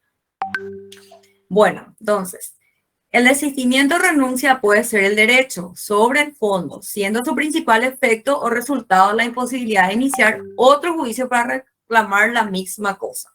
La imposibilidad de iniciar otro juicio para reclamar la misma cosa. Con el desistimiento del derecho, fundamento de la acción, sin acuerdo de la otra parte, queda terminado el juicio. El auto interlocutorio, porque a través de un AI, el juez resuelve el desistimiento. Firmado por el juez que lo tiene por desistido, el actor tiene fuerza de sentencia definitiva, es decir, que pone fin al juicio, porque a través de una sentencia definitiva se pone fin al juicio, haciendo lugar o no haciendo lugar a la demanda. Y eventualmente puede servir para oponer con éxito la excepción de cosa juzgada. En el desistimiento del derecho, no se exige la conformidad de la otra parte. Atiendan bien. En el desistimiento del procedimiento, después de trabada la litis, se necesita la conformidad de la otra parte. Sin embargo, en el desistimiento del derecho no se exige la conformidad de la otra parte. Sin embargo, si el mismo afecta intereses de tercero, como podrían ser los acreedores de quien desiste, aquellos serán notificados. El desistimiento del derecho significa el reconocimiento de que fue iniciado el litigio por error o sin razón. Este es el fundamento del pago de las costas. El actor puede desistir del derecho por derecho propio bajo patrocinio de abogado. El representante convencional necesita una cláusula especial o poder especial. La carta poder es insuficiente para tal efecto. O sea que el actor personalmente por derecho propio y bajo patrocinio de abogado puede desistir del derecho. O sea, puede solicitar al juez el desistimiento de su derecho.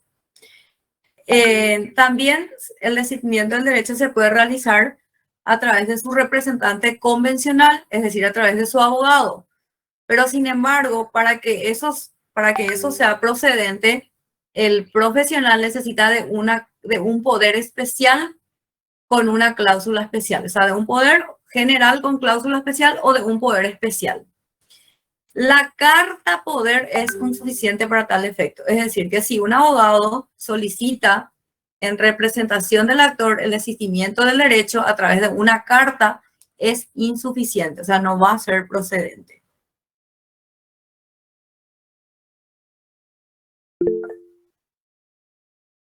Doctora, ¿en cualquier etapa se puede desistir? En cualquier etapa se puede desistir del derecho. Gracias, doctora. Antes de la sentencia, antes que se dicte sentencia definitiva. Profe. Sí. ¿Desistimiento de derecho es igual a desistimiento de la instancia? Sí, o sea, en realidad sí son sinónimos, porque el desistimiento del proceso es que significa que el actor quiere dejar sin efecto el proceso nomás. Sin embargo, de la instancia ya es de la demanda. O sea que sí son sinónimos. Es lo mismo, desistimiento de la instancia y del derecho. Ya, gracias, profe, porque el código pues, habla todo de instancias, ¿verdad? Instancias, Sí. y entonces ahí es donde quería, porque en realidad esa es una confusión que yo podría tener personalmente, porque yo entendía al revés, ¿verdad? Entendía que el procedimiento, el desistimiento del procedimiento se refería a toda la demanda, a todo el derecho, ¿verdad? No, Pero ahora que me decís, entonces la instancia sí, es todo el derecho y el sí. procedimiento sería el acto en sí. El acto Exactamente, sí. Y solamente si solicita desistimiento del procedimiento, sí puede volver a demandar, pero desistimiento de la instancia o del derecho ya no puede volver a demandar. Ya, gracias, profe, gracias.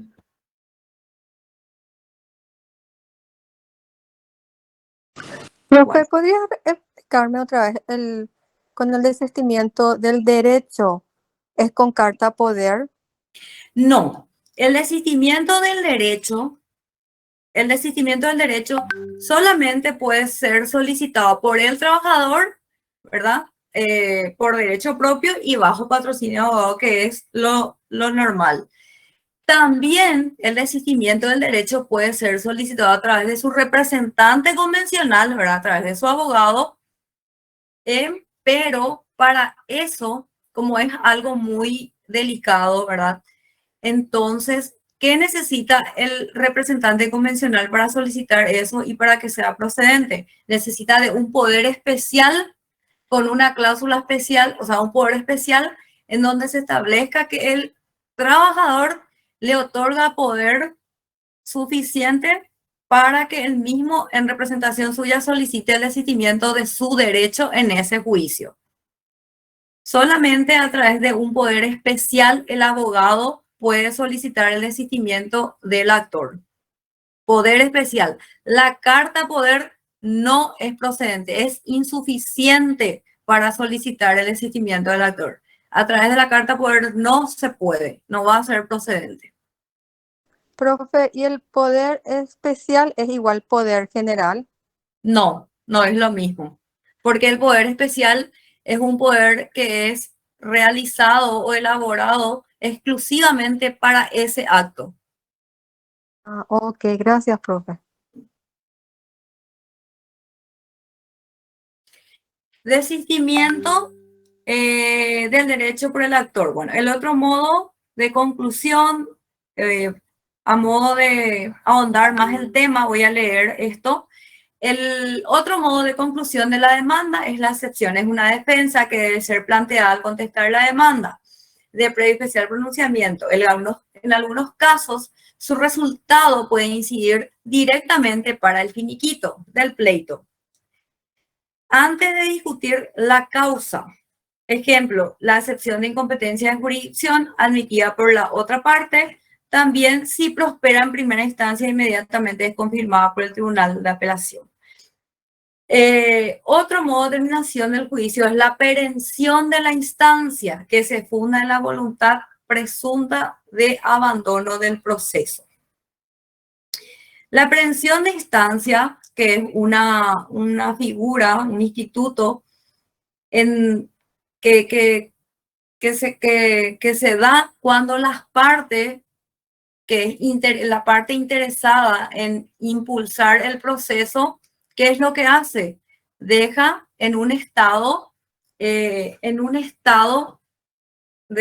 abandona el juicio, no impulsa el procedimiento. Entonces, ¿qué es lo que pasa? En el artículo 217 del Código Procesal Laboral está establecido que si durante el plazo de 3 meses el juicio no avanza a la siguiente etapa procesal, el juicio muere por la inactividad de la parte, que es lo que el código llama perención de instancia. Y cuando un juicio termina por perención de instancia, pone fin al juicio y la parte trabajadora ya no puede volver a iniciar un nuevo juicio. ¿Por qué? Porque termina el juicio porque terminó la instancia. Perención es sinónimo de poner fin al juicio, al proceso laboral. Profe, así en estos casos no hay también un poco de culpa del juez, porque viste que el juez también puede continuar de oficio el juicio, Sí, en lo laboral por lo menos. bueno, con respecto a ese punto, sí, existen varios actos que están establecidos en el Código Laboral y en el Procesal Laboral que obliga o que faculta, mejor dicho, al juez que él mismo pueda actuar de oficio en ciertos y determinados actos nada más. Sin embargo, existen actos procesales que únicamente pueden ser impulsados por las partes. Entonces, cuando se trata de esos actos de que únicamente pueden ser impulsados por las partes, el juez no puede actuar de oficio. Entonces, es en ese momento donde entra a regir lo que es la aprehensión de instancia. Cuando el juicio quedó paralizado en un acto que necesariamente las partes tenían la obligación de instar el procedimiento, es decir, de solicitar la prosecución de la siguiente etapa procesal para poder darle continuidad al juicio. O sea que el siguiente acto tendría que necesariamente ser solicitada por las partes y no por el juez. Entonces,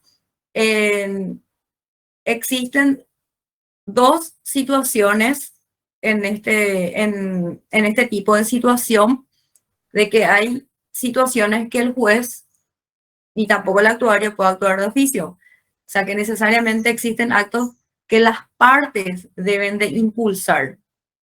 Entonces, en ese caso, sí se puede operar la caducidad de instancia. Pero también podría darse el caso de que esté en un estado que es carga del juzgado y, por ejemplo, está autos para resolver. Cuando está autos para resolver, la carga es del juez o del juzgado. Entonces, si está auto para resolver, obviamente las partes no van a poder dictar una resolución. ¿Por qué? Porque si está auto para resolver, la obligación es del juez de dictar una resolución. Entonces, en ese tipo de situación, si se encuentra el expediente en auto para resolver y pasó 5 meses y nunca salió la resolución en 5 meses, obviamente en ese caso no va a perimir el expediente. Pero si no estaba auto para resolver y estaba en etapa de realizar otro pedido para instar el proceso y era carga de las partes interesadas, entonces ahí sí se podría dar lugar a la aprehensión. O sea, por eso hay que tener en cuenta que existen actos que son obligaciones de las partes y actos que son obligaciones del juzgado, es decir, que son cargas del juzgado. Esa carga, un ejemplo de carga de las partes, ¿cuál sería, profe, por ejemplo? Porque en realidad es muy fina la línea ahí, porque el juez pues tiene que siempre velar también por el interés del trabajador, que prácticamente es el que está insistiendo en la demanda, ¿verdad? ¿Cuál sería una carga, por ejemplo, de la parte actora acá que podría darse esta situación? Así como la carga que me dijo recién sobre el tema del juzgado, que es auto para sentencia. Sí, en realidad, la única carga del juzgado, o sea que el único momento que el juzgado tiene la carga, que la carga procesal pesa sobre el mismo, no solamente autos para sentencia, sino también autos para resolver. Por ejemplo, si se planteó una excepción de previa especial pronunciamiento, se diligenció las etapas del... Voy a hablar primero, voy a hacer por favor la diferencia. Voy a hablar primero de la carga del juzgado y luego de las cargas de las partes para que entiendas. Generalmente la carga, cuando a un juzgado le compete o cuando pesa sobre el juzgado la carga para que pase a la siguiente etapa procesal, exclusivamente cuando se llama auto para resolver. Cuando está pendiente de resolución, no solamente auto para sentencia, puede ser, por ejemplo, admisión de pruebas. ¿En qué momento se llama auto para resolver? Para que salga una admisión de pruebas. Cuando se realiza la audiencia de ofrecimiento de pruebas, las partes ofrecen su prueba, se hace el acta y en el final del acta se llama auto para resolver. Y podría darse el caso de que se quede por más de 3 meses. Una de las etapas que más tarda en el proceso laboral es para que salga la admisión de las pruebas. Entonces, se queda ahí en auto para resolver y pasa 3 meses. Ahí el expediente no perime. ¿Por qué? Porque está auto para resolver. Auto para resolver significa que está pendiente de resolución. ¿Y quién es la parte obligada a dictar resolución? El juez. Solamente cuando dice autos para resolver, el juzgado tiene la carga. Si está en otra etapa, por ejemplo, señalamiento de audiencias de conciliación. Sale la audiencia, se dicta, el juzgado dicta una audiencia de conciliación. Señala día y hora a los efectos de que las partes se presenten a la audiencia de conciliación. Notifíquese por cédula, dice en la providencia. Y esa providencia tiene fecha del 14 de agosto. Notifíquese por cédula. Entonces, casi todas las providencias es notifíquese. Si no es por cédula, es por automática. Entonces, ¿a quién le compete? Y casi todas las actuaciones son de esta forma, la que te estoy mencionando. Entonces, en este caso, donde dice notifíquese por cédula, para que se lleve a cabo la audiencia. ¿A quién le compete? Obviamente, el juez o el juzgado no va a notificar, no va a realizar esa cédula, no va a hacer esa notificación, porque no le compete al juzgado instar el proceso, sino a las partes. Entonces, si dice ahí notifíquese por cédula y salió el 14 de agosto, septiembre, octubre, ya el 14 de noviembre y nunca se notificó, ahí ya pasó 3 meses. Entonces, ahí se puede dar por operada la aprehensión. Ese tipo de actos, por ejemplo, le compete a las partes. Y siempre durante todo el proceso laboral, existen este tipo de actos. O sea que todos se basan en providencias para realizar el siguiente acto. Y si las partes del proceso, que es parte actora o parte demandada, no instan, ¿y cuál es el siguiente acto después de la audiencia de conciliación? El ofrecimiento de las pruebas. Pero necesariamente para pasar a la siguiente etapa se tiene que notificar por cédula de esa audiencia. Se le notifica a la otra parte y así sucesivamente. La parte actora generalmente es la que tiene que instar el proceso. A la parte demandada obviamente le conviene que el proceso laboral perima, porque es la parte demandada. Pero estos son los actos que la parte actora debe tener en cuenta y siempre tiene que instar y nunca se debe dejar de transcurrir más de 3 meses porque se podía operar la aprehensión. No sé si entendiste mi ejemplo, mi respuesta. Sí, entendí, profe. Entendí. El tema es nomás que ahora me quedó la duda, el tema de que el juez no puede instar en lo laboral, ¿verdad? En lo civil yo entiendo perfectamente eso, pero en lo laboral, como le dije, me parece que la línea es muy fina porque el juez tiene muchas atribuciones de oficio, ¿verdad? Entonces, estoy buscando el artículo que dice eso, pero no estoy ubicando ahora y no quiero mirar en PDF. Pero tenía entendido así, pero no importa, voy a investigar nomás, profe. Pero entendí la explicación. Sí, inclusive, para darte un dato muy importante, que hay una resolución de la Corte que cuando está en el estado de informe del actuario. Informe del actuario es carga del actuario. Y hay una resolución de la Corte en donde la Corte falló de que el informe del actuario no puede equipararse a un llamado de auto para resolver. Y que si el expediente se encontraba pendiente de informe del actuario y las partes interesadas en el juicio no urgieron a los efectos de que el actuario informe y transcurrieron los 3 meses, perime el expediente de la Corte. Por eso, inclusive estando pendiente de informe del actuario y si no existe urgimiento de las partes, perime el expediente. Bueno. Gracias, profe, gracias. Dale. Hola, profe, ¿qué tal? Sí, Buenas noches. ¿qué tal? Buenas noches. Y con respecto a lo que acabas de decir, ¿vos qué opinás? Y la verdad que para mí... Sobre ese fallo, ¿verdad? Sí. Y la verdad que para mí es correcto, porque en un proceso laboral, si bien es cierto, el Código Laboral habla de que el juez de oficio puede realizar varios actos, ¿verdad? Pero sin embargo, a lo que se refiere el código, al hablar de que el juez tiene la facultad de ordenar de oficio ciertas situaciones, es con el fin de buscar la verdad de los hechos.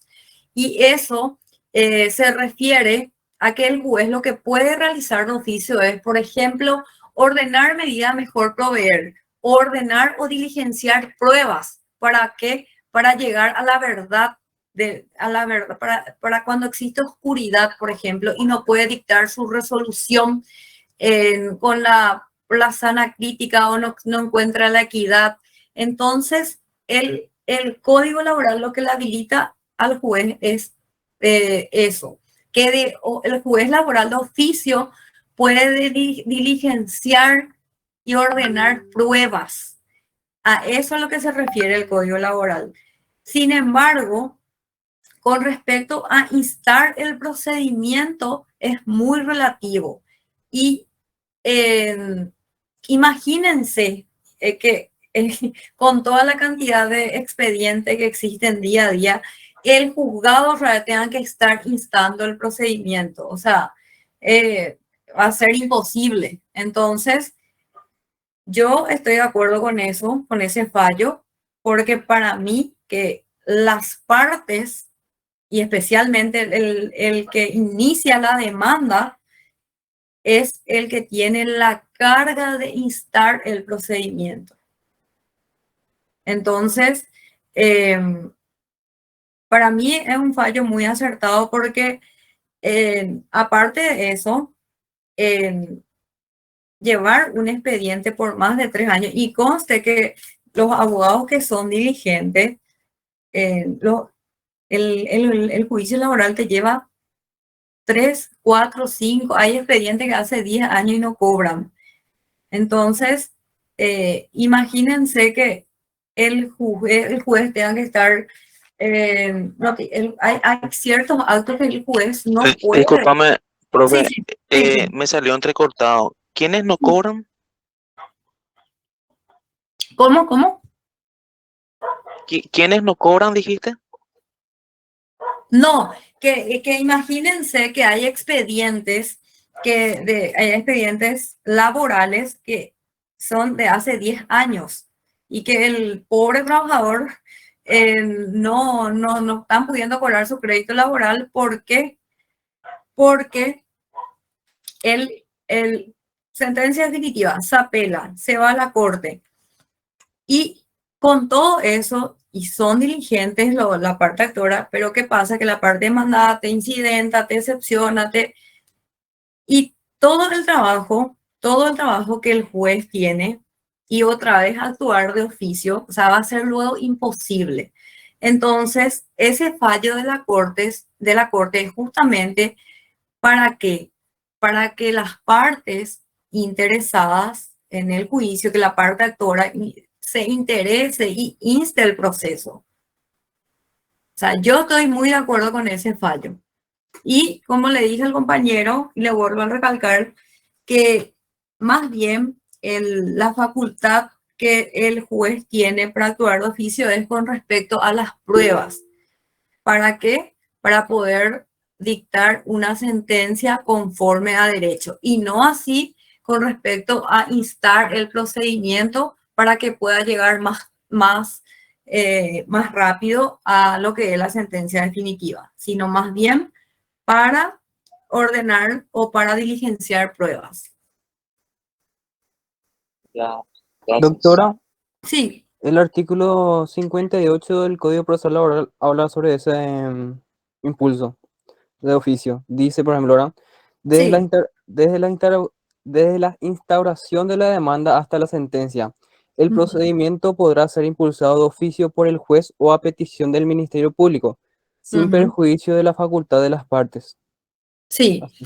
sí, y eso es, Permiso un ratito. Ahí sí, justamente está lo que Eduardo supongo que quería buscar, ¿verdad? sí, sí, sí, sí, El- la, ¿cómo se dice? La responsabilidad del juez, ¿verdad?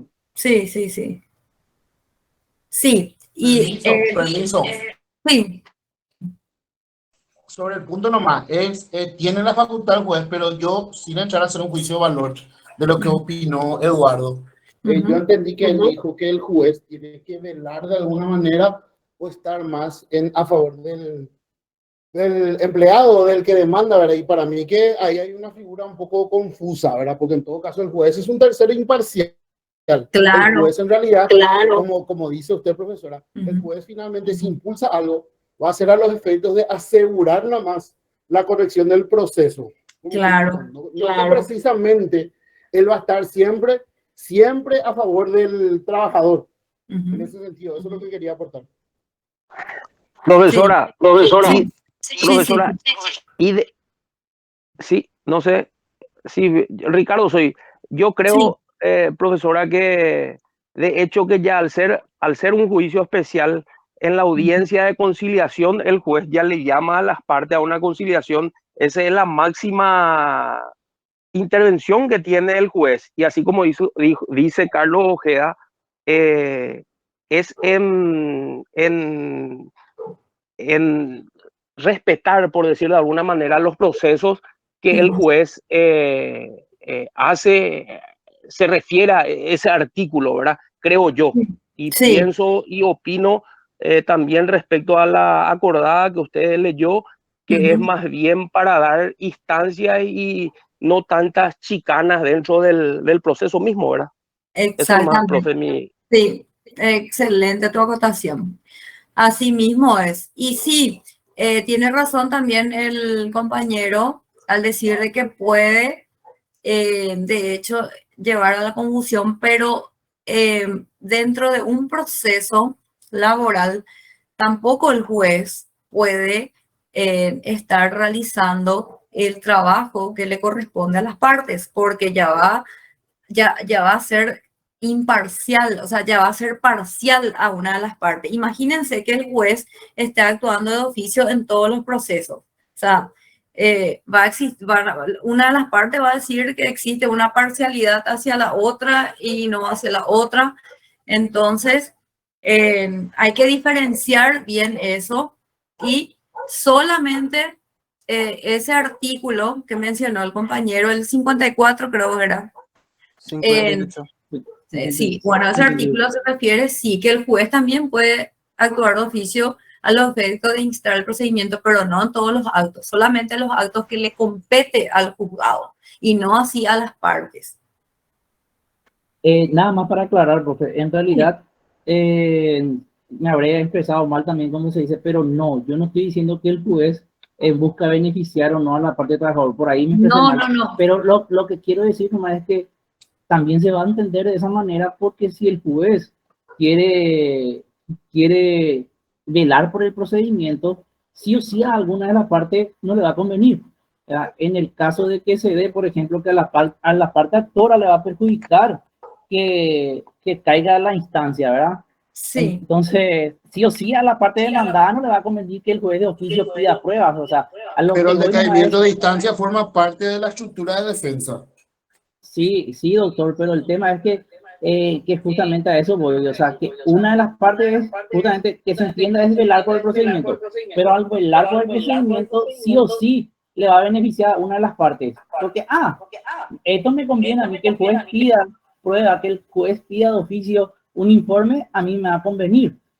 Y a la otra parte, obviamente, no. Pero le va a convenir a su proceso también.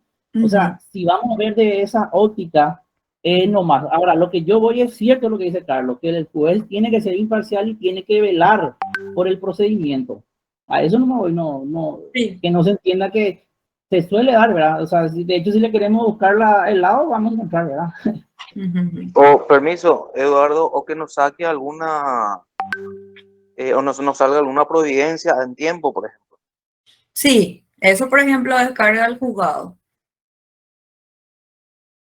Eso sí, pero el pedido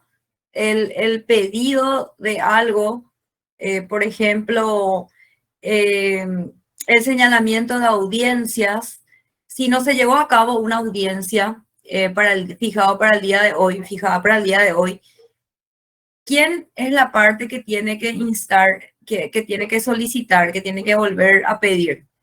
La parte interesada en esa prueba.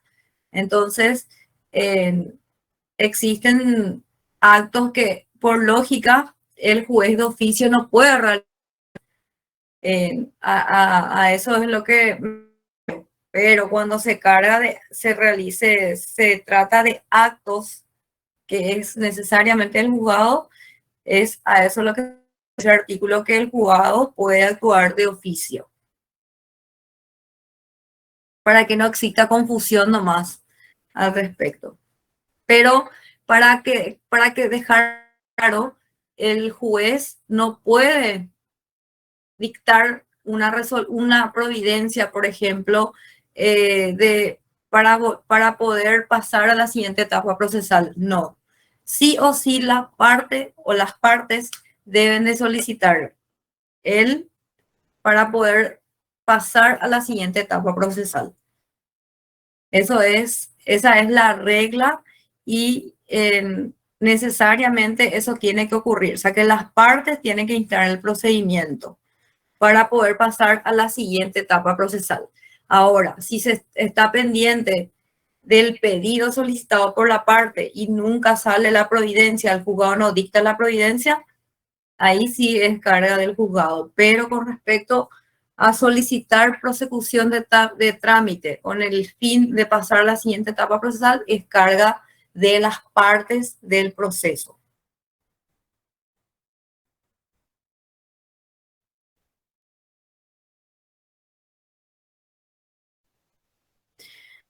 Bueno, entonces... Profe, ¿no podemos tener 5 minutos de receso para estirar las piernas? Perdón, yo ya me emociono. Bueno, vamos a ver 8:10. Hasta las 8, 10 minutos, 15 minutos de receso, ¿les parece? Gracias, profe. Dale. Súper, profe, súper. Dale.